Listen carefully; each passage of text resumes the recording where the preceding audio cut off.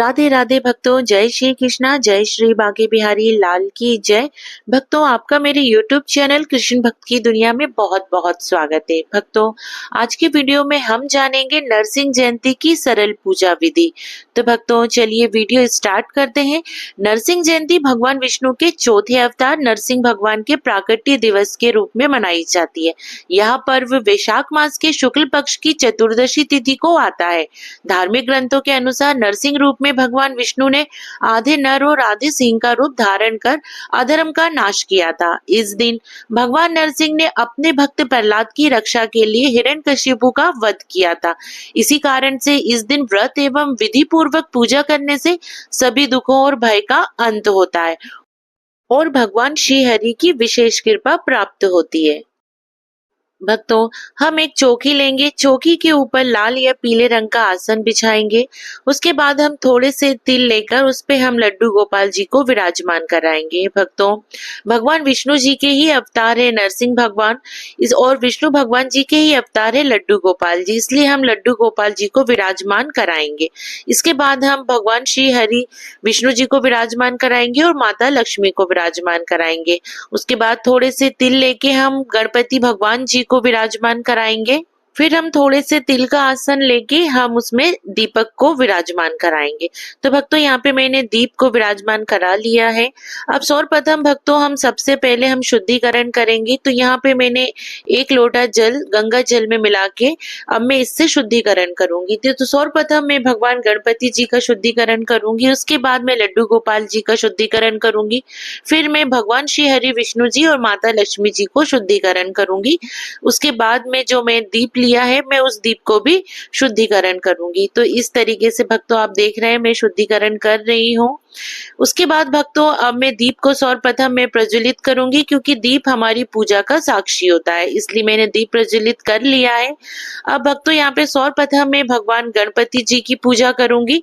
मैं आपको बता दूं कि मैंने यहाँ पे कलश स्थापना नहीं की हूँ, मैं आपको सरल तरीके से पूजा विधि बता रही हूँ, इसलिए मैंने यहाँ पे तिलक कर लिया है, वस्त्र रूपी कलावा समर्पित कर दिया है, जनेऊ समर्पित कर दिया है। उसके बाद भक्तों, अब मैं पुष्प समर्पित करूंगी। भक्तों, मैंने गणपति जी की पूजा कर ली हूँ। अब मैं भगवान लड्डू गोपाल जी की पूजा करूंगी। तो यहाँ मैंने उन्हें तिलक कर दिया है, वस्त्र रूपी कलावा समर्पित कर दिया है, जनेऊ समर्पित कर दी हूँ। मैंने अब उन्हें पुष्प समर्पित कर रही हूँ। तो भक्तों, यहाँ पर आप पीले रंग के पुष्प समर्पित जरूर कीजिएगा। आपके पास अगर पीले रंग के पुष्प नहीं है तो जो आपके पास हो आप वो उस रंग के पुष्प समर्पित कर सकते हैं, पर कोशिश कीजिए कि पीले रंग के पुष्प जरूर समर्पित करें। उसके बाद भक्तों, मैं यहाँ पे श्री हरि विष्णु जी और माता लक्ष्मी जी की पूजा करूंगी, उन्हें तिलक लगाऊंगी।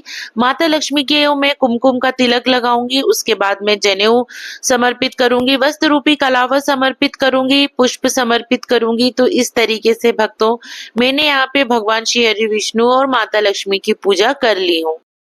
भक्तों, मान्यताओं के अनुसार नरसिंह जयंती के मध्याह्न के दौरान ही संकल्प ग्रहण करते हैं तथा सूर्यास्त से पहले शाम के समय भगवान नरसिंह जी की पूजा होती है। ऐसा माना जाता है कि भगवान नरसिंह चतुर्दशी तिथि में सूर्यास्त के समय प्रकट हुए थे, इसलिए नरसिंह जयंती के दिन भगवान विष्णु की पूजा करना बहुत ही पुण्यदायक माना जाता है। अगर आपके पास भक्तों, अगर विष्णु भगवान जी हैं और आपके पास नरसिंह भगवान की फोटो या कुछ उनका विग्रह नहीं है, तो आप भगवान विष्णु जी और लड्डू गोपाल जी की भी पूजा आप कर सकते हैं। उसके बाद भक्तों, देखिए मैं यहाँ सबको तिल समर्पित कर रही हूँ भक्तों, क्योंकि तिल भगवान विष्णु जी को बहुत प्रिय है। तो यहाँ मैंने सबको तिल समर्पित कर दिया है भक्तों। इसके बाद अब मैं जो मैंने दीप प्रज्वलित किया था उसे तिलक करूंगी। तो यहाँ आप देख सकते हैं कि मैंने यहाँ पे ये दीपक को तिलक कर दिया है। उसके बाद पुष्प समर्पित कर दी हूँ और भक्तों, थोड़े से तिल में यहाँ इस दीप में भी डालूंगी। भक्तों, कहते हैं कि जब तिल दीप में हम डालते हैं तो जितने जो तिल चटकेंगे उतने हमारे कष्ट दूर होंगे, इसलिए आप तिल जरूर समर्पित कीजिए। उसके बाद भक्तों, देखिए यहाँ मैं भोग समर्पित कर रही हूँ। तो सर्वप्रथम मैं यहाँ भगवान गणपति जी को भोग समर्पित कर रही हूँ। भोग में मैंने यहाँ पर गुड़ रखा है और मैंने यहाँ पे तरबूज रखा है, क्योंकि भक्तों, भगवान गणपति जी के भोग में हम तुलसी पत्र नहीं डालते, इसलिए मैं उन्हें अलग से भोग समर्पित कर रही हूँ। यहाँ आप देख सकते हैं कि यहाँ मैंने भगवान विष्णु जी के लिए यहाँ मैंने अलग से भोग रखा है और सब में मैंने तुलसी पत्र डाला हुआ है। अब मैं यहाँ पे लड्डू गोपाल जी को तुलसी पत्र समर्पित कर रही हूँ, भगवान विष्णु जी को तुलसी पत्र समर्पित कर रही हूँ। तो यहाँ इस तरीके से मैंने तुलसी पत्र समर्पित कर दी हूँ। भक्तों, इसके बाद अब हम यहाँ पर दान, जो हमें दान करने के लिए मैंने यहाँ पे ये रखा हुआ है सामान, तो ये मैं दक्षिणा स्वरूप समर्पित कर रही हूँ। तो यहाँ पे मैंने भगवान को साड़ी, पैंट शर्ट का कपड़ा और मैंने यह श्रृंगार का सामान माता लक्ष्मी को समर्पित कर दी हूँ। देखिए भक्तों, वैशाख का महीना है तो ऐसे में हमें पंखा, मटका, ये सब भी दान करना चाहिए। तो यहाँ पे मेरे पास बीजना रखा है जिसे मैं यहाँ दान कर रही हूँ। उसके बाद भक्तों, हम दीप धूप दिखाएंगे। तो यहाँ पे आप देख रहे हैं दीप मैंने प्रज्वलित कर लिया है, मैं धूप दिखा रही हूँ। तो इस तरीके से मैंने यहाँ धूप दिखा दी हूँ। हम हाथ में थोड़े से तिल और पुष्प लेके अब हम कथा श्रवण करेंगे। तो यह आपको मैं कथा का वीडियो मेरे चैनल पे मिल जाएगा, लिंक मैं डिस्क्रिप्शन बॉक्स में दे दूंगी। तो भक्तों, यहाँ हम कथा श्रवण करेंगे और जो हमारे हाथ में पुष्प और जो तिल है, कथा पूर्ण होने के बाद ये हम भगवान विष्णु जी को समर्पित कर देंगे। तो यहाँ इस तरीके से मैंने कथा श्रवण करके ये समर्पित कर दी हूँ। इसके बाद भक्तों, आप चाहें तो कपूर आरती कर सकते हैं या आपने जो ये दीप प्रज्वलित किया है आप इससे भी आरती कर सकते हैं। तो मैंने जो दीप प्रज्वलित किया है मैं इसी से आरती करूंगी। तो यहाँ सर्वप्रथम मैं भगवान गणपति जी की आरती करूंगी, उसके बाद मैं भगवान विष्णु जी की आरती करूंगी और फिर मैं लड्डू गोपाल जी की आरती करूंगी। भक्तों, तो इस तरीके से मैं आरती पूर्ण हो जाने के बाद भक्तों, मैं हाथ जोड़ के भगवान से प्रार्थना करूंगी और जो भी मुझसे पूजा में जो भी कमी रह गई है उसके लिए मैं क्षमा याचना करूंगी और उसके बाद भगवान से मैं प्रार्थना करूंगी और जो भी आपकी मनोकामना है वो पूर्ण करने के लिए मैं भगवान से प्रार्थना करूंगी।